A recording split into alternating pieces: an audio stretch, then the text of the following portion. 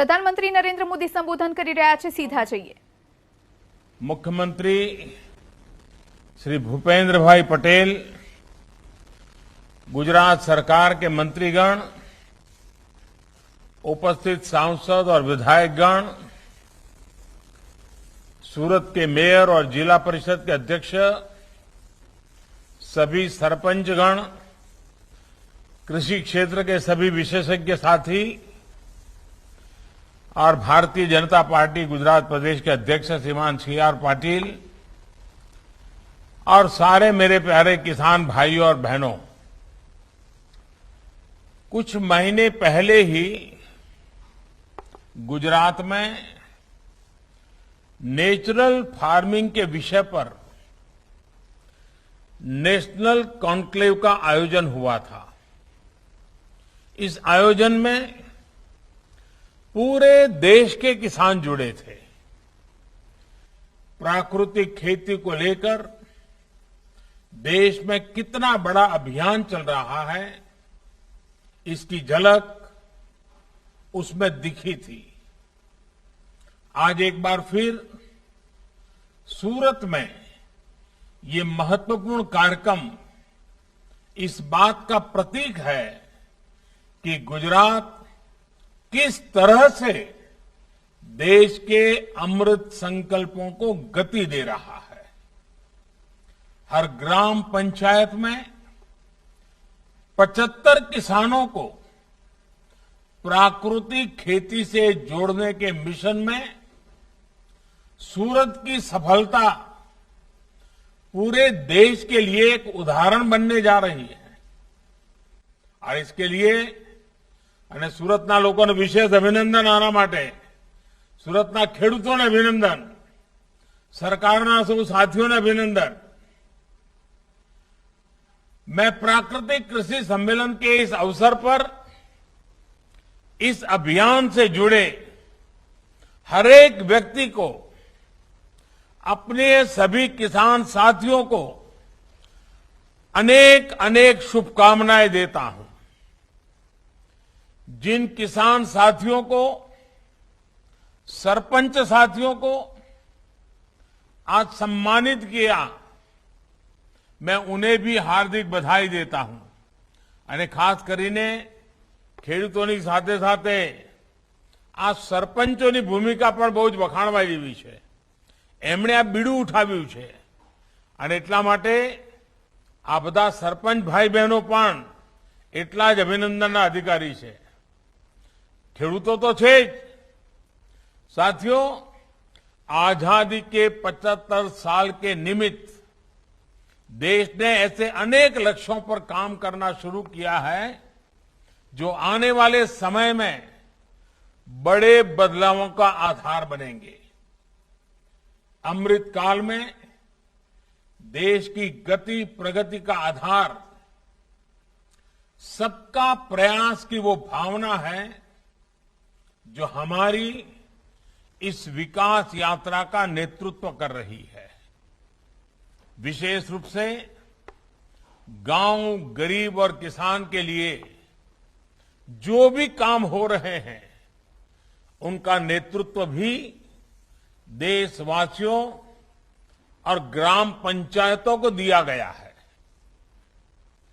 मैं गुजरात में प्राकृतिक खेती के इस मिशन को लगातार करीब से देख रहा हूं અને પ્રગતિ જોઈને મને ખરેખર આનંદ થાય છે।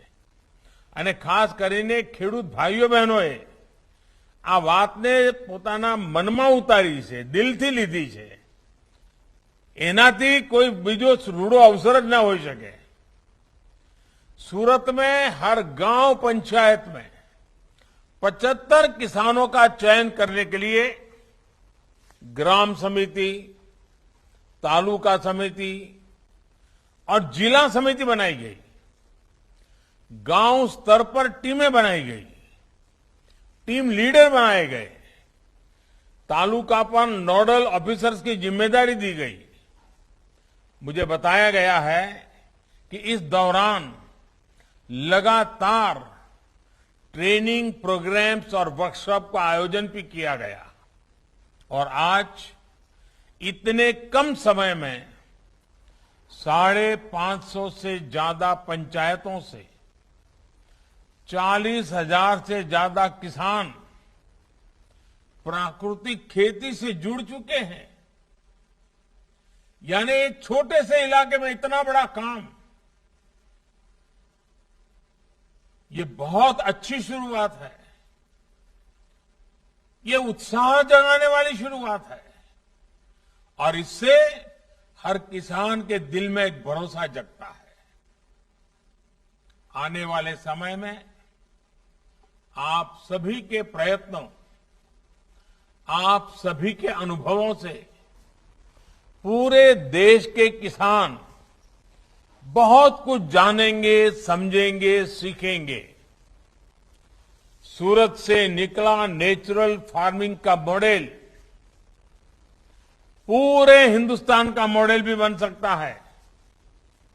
भाइयों और बहनों, जब किसी लक्ष्य को प्राप्त करने के लिए देशवासी खुद संकल्पबद्ध हो जाते हैं तो उस लक्ष्य की प्राप्ति में हमें कोई रुकावट नहीं आती है, न हमें कभी थकान महसूस होती है। जब बड़े से बड़ा काम जन भागीदारी ताकत से होता है तो इसकी सफलता खुद देश के लोग सुनिश्चित करते हैं। जल जीवन मिशन का उदाहरण हमारे सामने है। गांव गांव साफ पानी पहुंचाने के लिए इतने बड़े मिशन की जिम्मेदारी देश के गांव और गांव के लोग, गांव में बनी पानी समितियां, यही तो सब लोग संभाल रहे हैं।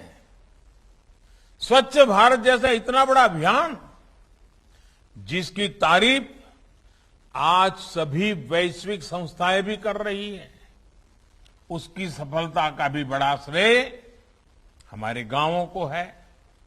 इसी तरह डिजिटल इंडिया मिशन की असाधारण सफलता भी उन लोगों को देश का जवाब है जो कहते थे गांव में बदलाव लाना आसान नहीं है।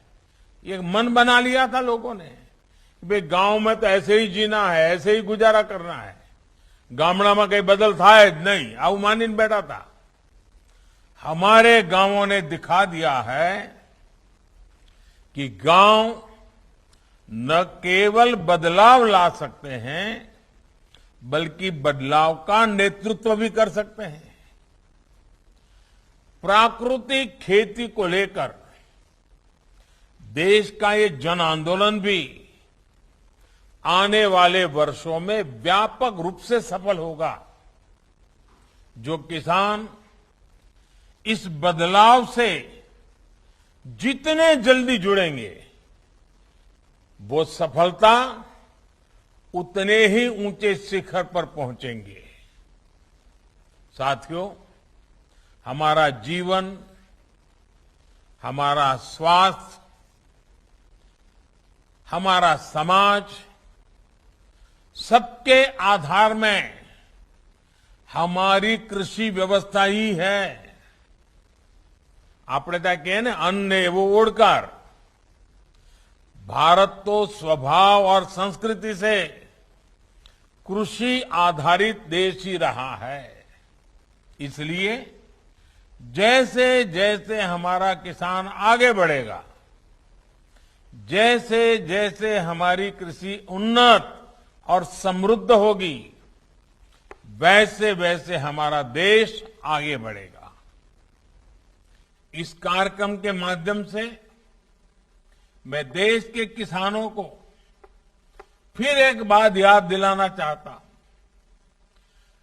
प्राकृतिक खेती आर्थिक सफलता का भी एक जरिया है और उससे भी बड़ी बात, ये हमारी मां, हमारी धरती मां, अपना माटे तो आ धरती मां रोज આપણે પૂજા કરતા હોઈએ, સવારે પથારીમાંથી નીચે પગ મૂકીએ તો એ પહેલા ધરતી માતાની માફી માંગીએ, એ આપણા સંસ્કાર।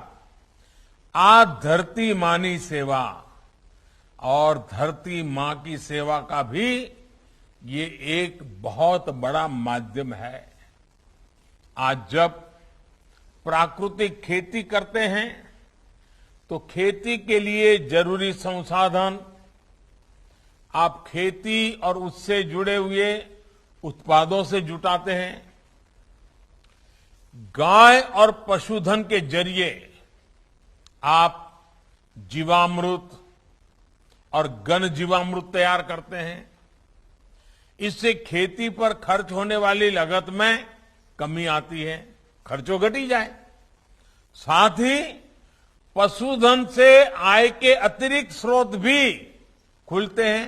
जे पशुधन पहला जेटली आवक आपतो हतो हवे आवक में उमेरो थाय। इसी तरह जब आप प्राकृतिक खेती करते हैं तो आप धरती माता की सेवा करते हैं। मिट्टी की क्वालिटी, जमीनी तबीयत, उसकी उत्पादकता की रक्षा करते हैं।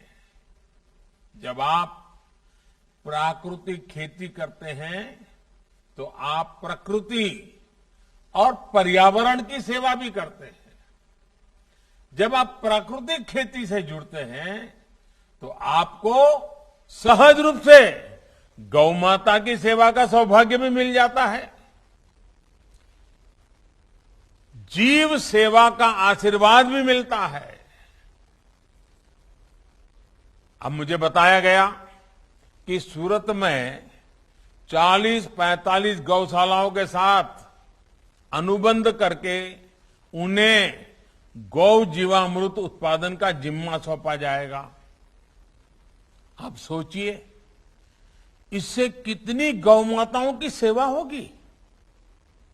इस सबके साथ ही प्राकृतिक खेती से उपजा अन्न जिन करोड़ों लोगों का पेट भरता है, उन्हें कीटनाशकों और केमिकल से होने वाली घातक बीमारियों से भी बचाता है।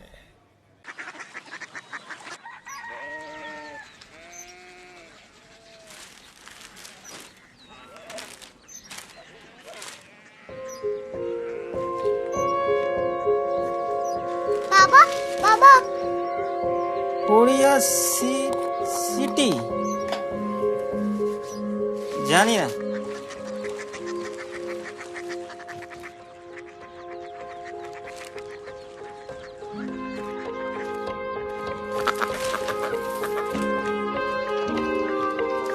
Korea city.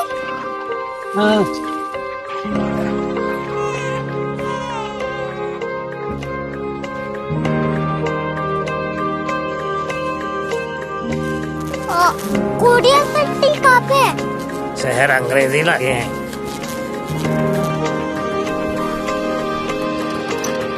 Korea city.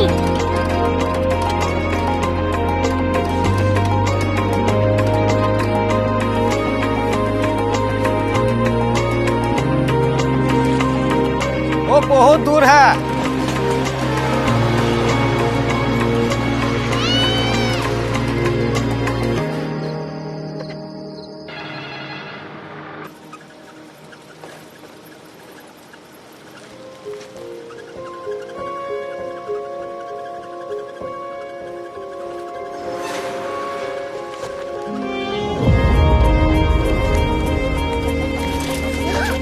Korea city.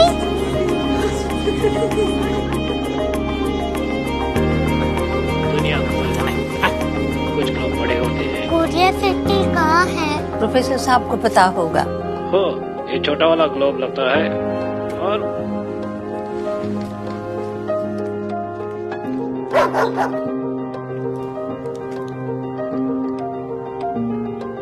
पता नहीं, मेरी बेटी से जाके मिल लो, शायद उसे मालूम हो।